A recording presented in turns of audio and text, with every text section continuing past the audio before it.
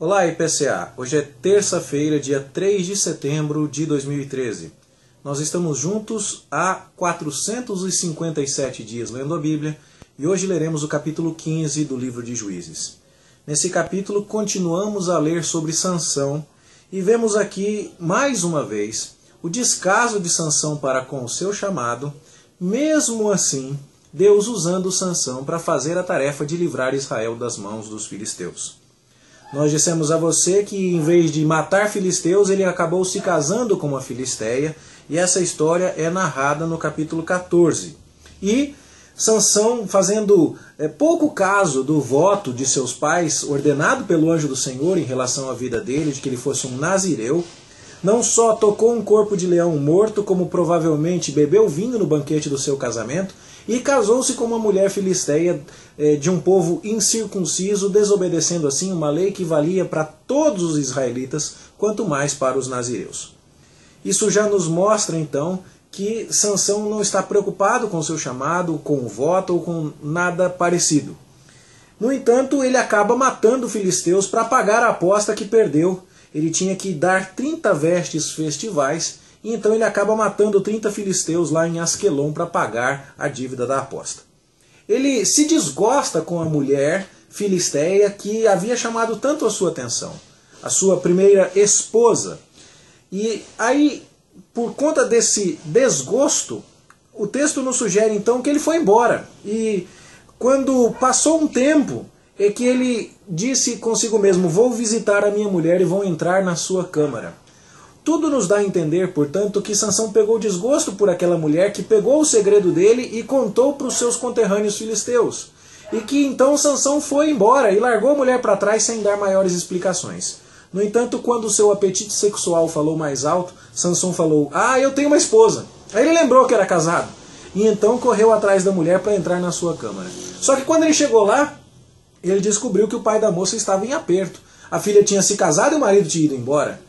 E para remendar o mal feito, ele havia entregue a moça, esposa de Sansão, ao seu companheiro de honra. E o pai da moça, para tentar remendar as coisas, chega a oferecer a filha mais nova, que ele diz ser mais formosa, mas Sansão não quer saber. Ele se dá por aborrecido, e então diz assim no verso 3, agora eu sou inocente quando fizer algum mal para com os filisteus. E ele toma 300 raposas e amarra elas cauda com cauda e solta com fogo essas raposas nas plantações dos filisteus. Nós não sabemos como ele arrumou tantos animais, mas o fato é que ele incendeia a plantação do inimigo porque está emburrado, porque está contrariado. Ele acaba fazendo a obra de Deus, mas não pelo motivo correto.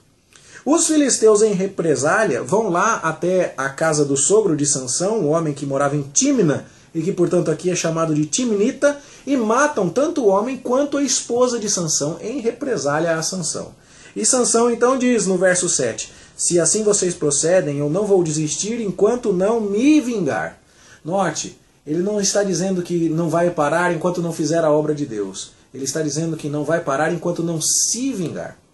O talento extraordinário, o dom maravilhoso que ele tem desta força sobrenatural não está sendo usado a serviço do povo de Deus. Ele só quer saber dele mesmo. E ele então vai fazer a obra de Deus, mas pensando em se vingar. Deus vai acabar usando isso. E ele vai acabar fazendo o que Deus o destinou para fazer. Mas o seu coração não pensa assim. E ele então age em termos pessoais. Os filisteus, no entanto, sobem agora contra o acampamento dos israelitas e cercam a tribo de Judá. E então colocam o povo de Judá numa situação de muito aperto. A conduta de Sansão, ao invés de libertar o povo de Israel, estava trazendo mais angústia para o povo de Israel. E então os israelitas falam, por que vocês estão vindo até nós? E eles falam, nós queremos Sansão. E aí ocorre uma inversão louca aqui. Porque o que deveria acontecer? Sansão deveria ir até os filisteus e amarrá-los para trazê-los para Israel.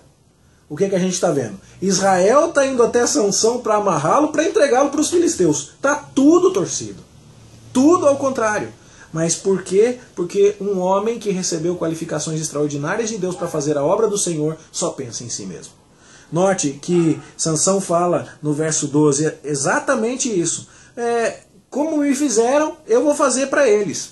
Sansão está pensando em si. No entanto, Deus está fazendo a obra assim mesmo.